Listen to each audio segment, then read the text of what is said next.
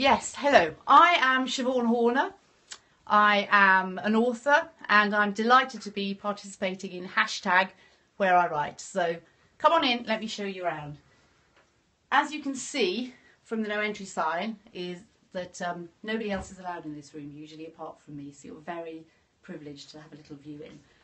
If you pan back, you'll see it's a tiny room in our family home, so it also doubles up as a junk room. Anything we don't need, covered by these sheets so that I'm not distracted, because I am quite a distractible person. So I try and shut down as many senses as I can before I start writing. Hence the no entry sign, the sheets. I've deliberately placed my desk here with no view. And I tend not to put anything there when I'm writing, so I can just shut down and focus. I'll tell you a bit about what I'm working on, and I'll be reading from my first novel a little bit later. So just to fill you in on my background, I need these, vital at this stage of my life. So, for better for worse, it was a non-fiction book that Orion published a few years ago. Since then, I've been working on my first novel, which is being finalised, and here you will see this came back a couple of days ago. It's called The Memory Chest, and it's a draft that's been being edited by the editing firm Highland & Byrne, who are wonderful, and this came back a couple of days ago, so I'm going to read you a little chapter from that, a little excerpt from that in a while. Okay, so what do I do when I get in here? If I tell you a little bit about my daily rhythm, normally, well, I've got 3 kids, all at school, so I tend to write Monday to Friday, wait till they've gone off, so between 10 and 2 is my usual time. School holidays, bank holidays, times when they're ill, I do nothing. I do no writing. So when I do get in here, the first thing I tend to do is I grab my writing pages book. I won't open it because no one sees this. I'll just give you a flash. Lots of junk written in. I free write for half an hour. So it's usually about 4 pages. I don't think about what I'm writing, I just let it all out. Usually I'm whinging and moaning about things. It's a big brain dump. When I finish, I close the book, put it up there. I never look at them again, but I keep them all there just in case. Then that's when I start writing. So I've got 3.5 hours left. Depending on whether I'm editing or writing, I will then just work on my Mac. This is my little Himalayan salt. This is supposed to help me not become too bothered by working on a Mac for so many hours. Or I really like using, well, the old-fashioned way of writing. So pencils, making notes on paper, post-it notes. You'll see this little drawer I have in here, every shape, size, style of sticker and post-it note. And I'll show you what I use these for in my novel. So if you swing round and look at this wall, that's my novel on a wall. So once I've drafted the initial story, and I learned this technique actually from Highland & Byrne, from Maria, who advised me to summarise each chapter. So if you look at each chapter, there's a little word on the action that's going on, who the dialogue is between, and a real one-liner on what happens. I can then, with post-it notes, really easily swap around the order of the chapters, so I can stand back and just see, does it make sense? Is it flowing? Should what's happening over there actually make more sense if it happens over there?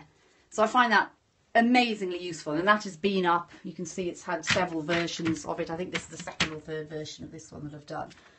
And I imagine I'll always use this. So I don't plan it out before I start. I just write, see what happens. When I've got to something that vaguely resembles my story in chapters, then I plot it out like this. I put it out like this. The other things that I use this wall for, again, I'm quite a visual person. I like to stimulate all of my senses when I'm writing. So for my characters, some of this has come down, but I've still got up visual references of people who I think they may look like, little notes on their character traits. Over here I've got one wall on just little things about them, bits I've written while I might have been on a train, something I might have typed out, So stuff that just I keep feeding into that helps me at a glance remember, oh yes, okay, there was this about them. Other things I put in could be references to buildings, a building plan, even a map to just help me to visualise when I'm writing so I can really imagine I'm in that space. So that's really, really useful. I love that wall. And in fact, the house burnt down, I'd probably take that wall with me rather than my laptop even, because that's almost more meaningful. All of this here, you can see these are my reference books. So my novel is set in 1970s Britain, and then it flashes back to India about 20 years earlier. So I've got things to do with Britain, India, and this is my reading pile. I just rip out and collect odd bits and pieces from magazines, newspapers on all about writing in general. And when I'm fed up or stuck or bored, I'll just sit back, leaf through a few of those and get inspired again. The other thing that really, really helps me, and I've started collecting, this is a really small sample, lots of them are in another room now, but this is my little inspiration section. So these are books by some of my favourite authors, and I can pick up any one of those. So Donna Tartt-Goldfinch, Trevor Byrne, Ghosts and Lightning, Maria Hyland, Carry Me Down, Tim Winton, Roddy Doyle. I mean, for me, Tobias Wolff, David Mitchell, just some of the great writing that inspires me to keep going. So if I am stuck, or sometimes in the morning, I'll just take one of those down, open a random page, start reading, feel inspired again, put it back, and then carry on. So I will slowly build up those, and I change those from time to time. Okay, so that's kind of my inspiration.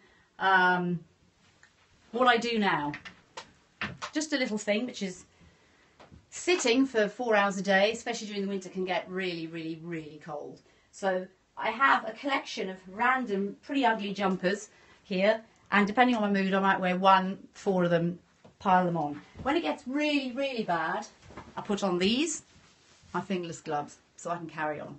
And I'm usually wearing those. So I look a fright, hence the no entry sign.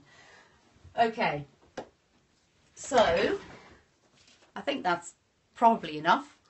And I'm going to read you, after I have a sip of my tea, or in fact water this time, a little excerpt of The Memory Chest. From The Memory Chest. So this is in chapter 9. I'm not really going to tell you much about it. Just start my reading.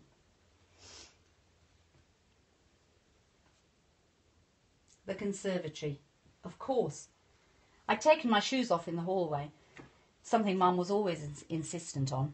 Piles of shoes by the phone, so I made no noise on the floor as I moved towards the narrow door into the conservatory. I still didn't want to go in. I knew Dad was in there now, and if I saw him again at home, I was certain the visions of him would disappear. I liked seeing him about the place. I didn't want that to stop. It was a stupid game, and I knew it, like insisting on believing in fairies. But it was my private game, and if I spoke of it out loud, if I entered the conservatory, I told myself, I felt he'd disappear for good. I peered in through the glass doors instead, felt the cold against my cheek. I could make out the wilting tomato plants, the curled red chilli leaves, the palms and bamboos in their various pots that still reached up to the rooftop. Jasmine, a stunted bougainvillea, hibiscus, and all manners of creepers trailed over the years up and along the window ledges, tucked in and given handholds with a plethora of tiny wires that strung from side to side. Being in there was like being in Calcutta, Dad once said. It transported him to the balconies covered in honeysuckle, to the rain-rushed growth of the Bengal bamboo, to the large yellow bellflowers hanging and swaying off the rooftops. I could smell him, his skin, the way he used to smell when he came in panting after potting and staking in the garden for so many hours, earth mixed with cinnamon. From the kitchen, you couldn't really see much of the conservatory. That's how Dad had always wanted it, his escape from everything. It was 6 summers ago when the men came. They put up what I thought was an ugly box room framed in white with PVC windows all around and double PVC doors to the garden. But slowly Dad had transformed it, with pots of every type holding plants that tumbled over each other for attention.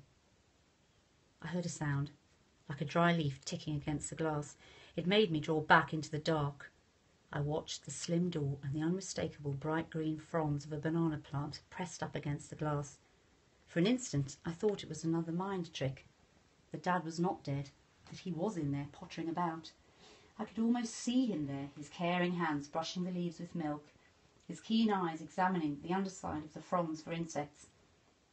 Red and purple tinged new leaves. I blinked, looked again. There was definitely someone in there. I moved slowly to the door, cupped my hands and put them up against the wet glass and strained my eyes to look past the tangle of climbers and the creepers. I reeled back and swore under my breath. My hands were shaking. I had to look again, but I didn't want to be seen. It was Mum in there, with Dad's body. I hobbled now into the kitchen. My breathing was louder than the stillness. I couldn't stem it. I concentrated on the dimensions of the conservatory, facts, anything earthly to take my mind off what I'd seen, while I worked out what to do next. The conservatory was not big, maybe 10 feet across, backing onto the main wall of the house. Couldn't afford the hexagon shape, Mum said, so we went for a lean-to. A low brick wall marked out the territory, and then glass panels were fixed on top. Superb piece of architecture, Dad had said when it was all erected, and he could stand back in his wellies with his sleeves rolled up. Around the edges were low wicker chairs and a small sofa with padded cushions trailing with roses and calendula and all the English plants Dad wanted to grow, a Laura Ashley purchase. When I'd recovered my breath, I crept back to the doors, held my hands over my mouth. In place of the usual glass-covered wicker coffee table, there was a piece of plywood, a large piece placed on the floor, and on top of that a mattress, a thin one. On top of that lay Dad, eyes closed, arms by his side. He looked at peace lying there, in the Hindu way, the traditional way, on the floor. Mum was kneeling down, her back to me. She was on a small rush mat by the bed, and she was praying, I supposed.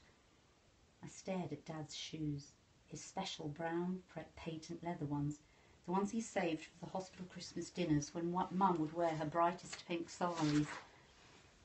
I remembered the sad and empty look on his face when they returned from the Christmas do and hung their coats up in silence. I used to watch through the banisters from upstairs, so I knew that they didn't bowl in laughing and mildly drunk. They'd be stiff with each other, formal, and I'd hear the quiet click of their bedroom door all too soon. Dad left downstairs with the TV on low. Mum moved and I swung back. I knew I shouldn't be watching, but I couldn't stop myself. She put her hands into a basin of water, lifted the water up to the light. Looked like one of those Indian women I'd seen on Wicker's World, muttering prayers. She held her wet palms up to her face. I noticed Dad's outfit. It looked brand new, and I'd never seen him wearing it before.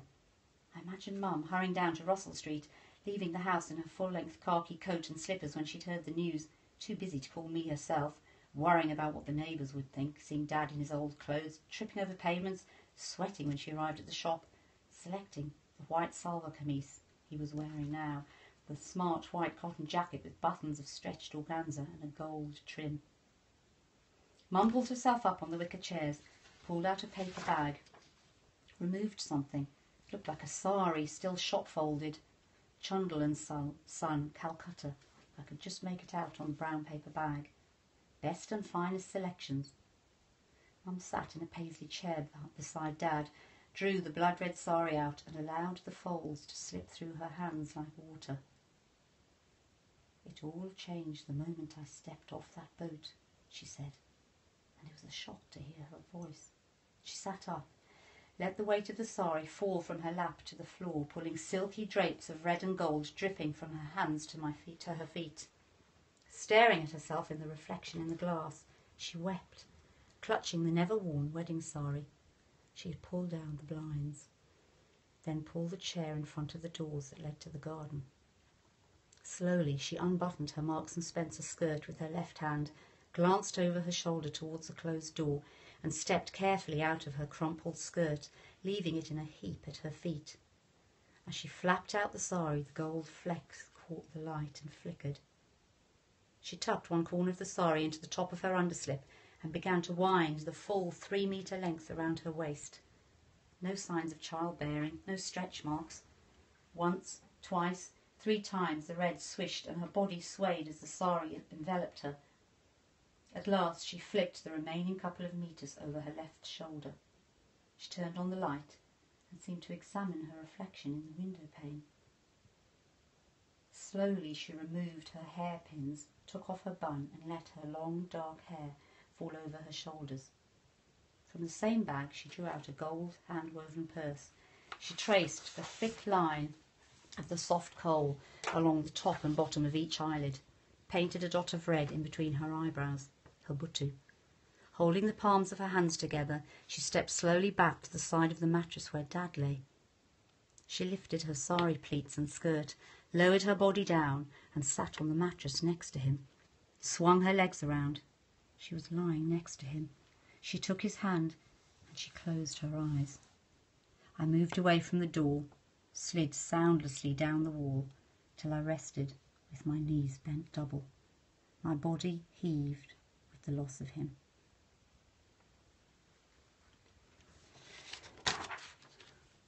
Thank you very much. Hope you've enjoyed the foray into my writing space.